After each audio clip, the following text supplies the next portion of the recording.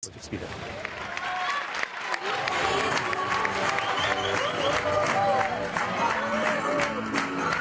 search for an HIV vaccine begins at a very unlikely place. This amateur drag queen festival in Barcelona is an opportunity for local anti-AIDS activists to get in touch with the community at risk.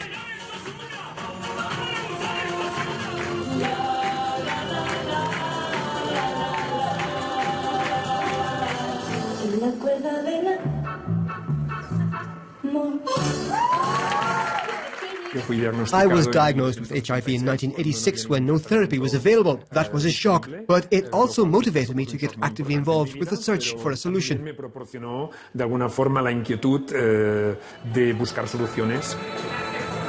In Barcelona, men who have sex with other men account for 81% of new HIV infections. Public campaigns bring people at risk to centres like BCN Checkpoint, where they can get tested for HIV quickly and anonymously. Hundreds of regular visitors agreed to share their blood samples with researchers. For them, this is an invaluable resource. Researchers have no problem finding people with pathologies in hospitals, but when they need to study people who aren't sick, they can't just go looking for them on the streets. So centres like ours, visited by thousands of men, gay men, in this case, provide excellent research material. Miles de hombres, en este caso hombres gays, anualmente, pues es una fuente también para que estas personas puedan involucrarse en la investigación. The group of scientists led by Christian Brander has shown that the immune system of men who have many male partners responds by developing some resistance to HIV.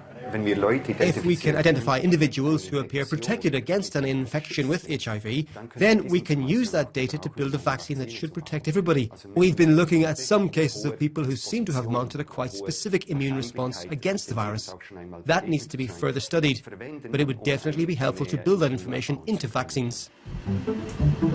Scientists use extreme safety measures working in the lab with HIV material.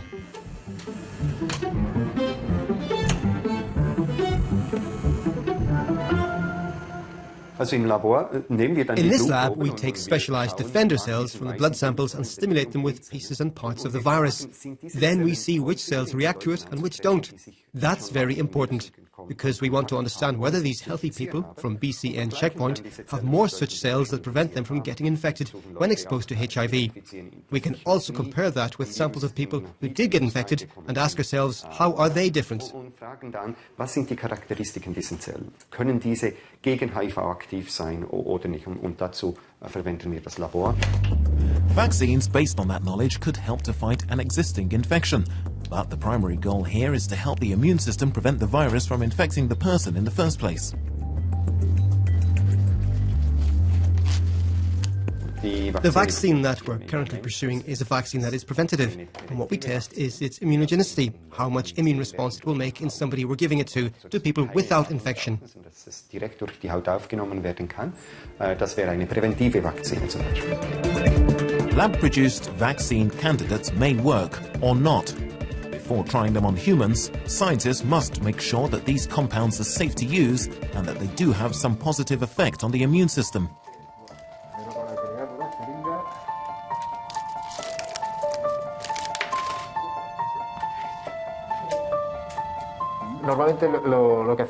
We measure the response by immunizing the mice according to the study protocol, and then we recover white blood cells from their spleen and measure the standard immunological parameters.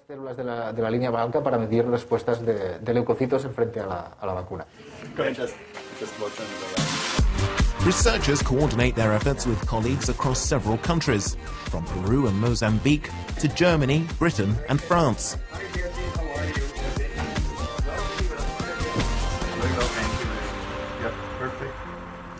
Creating an effective vaccine is just one of the tasks of this European research project. We're here in Paris, where scientists use samples of human skin to learn how to vaccinate people against HIV without using a needle.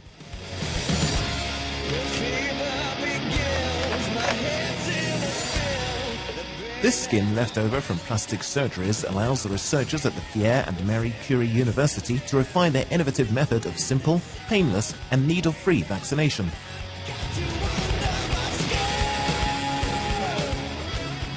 The skin's a material that's very rich in antigen cells, which are the cells of the epidermis or dermis. The vaccine could be targeted towards these cells and carried to the lymphoid organs to be present in the immune system.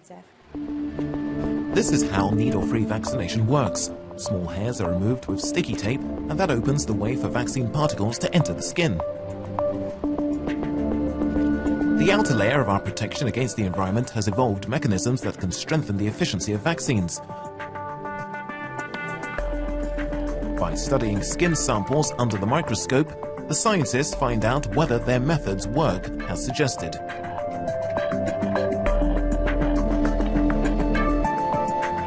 Through a microscope, we can look at these cuts and see the amount and location of vaccine particles which have penetrated human skin.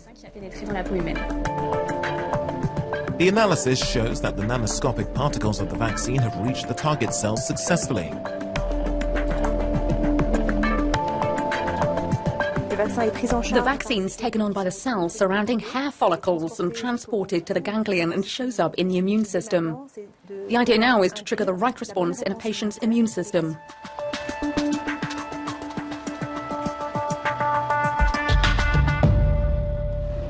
Needle-free vaccination has its advantages, but will it be effective in a clinical setting? That question should be answered at the ongoing clinical studies in London.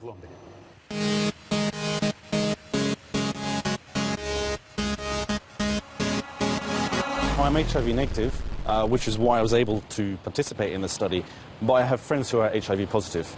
I've long supported HIV charities, but this presented an opportunity for me to do more.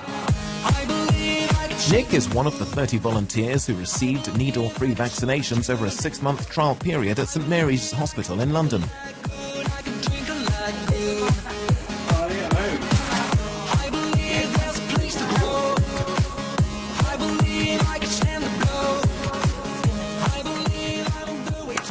The kind of people that we have enrolled are people who are generally healthy.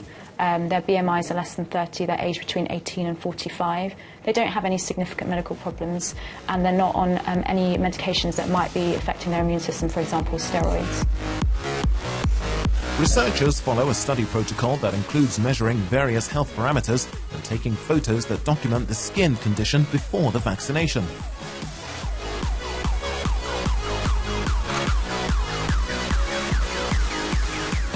What's really great about the method is that it's needle-free, so it's a very attractive route. We know that conventionally giving a vaccine has always been deep into the muscle, which can be quite sore and painful for up to a couple of days. So the great thing is it's needle-free. It's very new.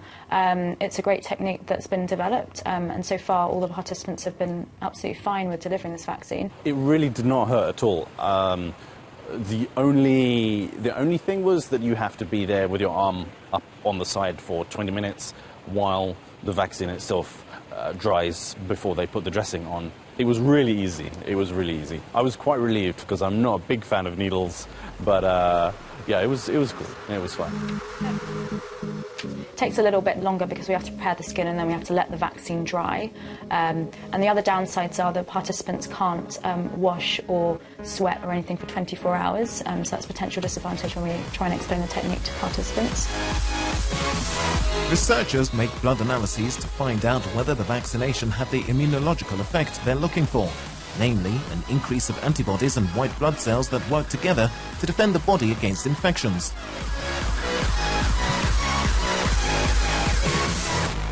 Okay, let's see what the readings look like.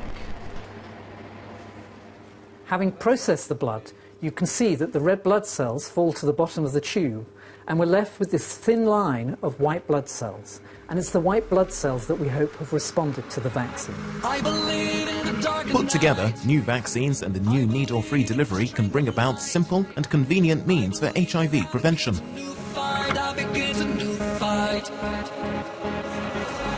Obviously, we're at the moment at a prototype stage, so what we see right now, if it was successful, we would then refine so that it might well be like a small microneedle patch that could be applied to the skin without necessarily requiring a clinician to apply it.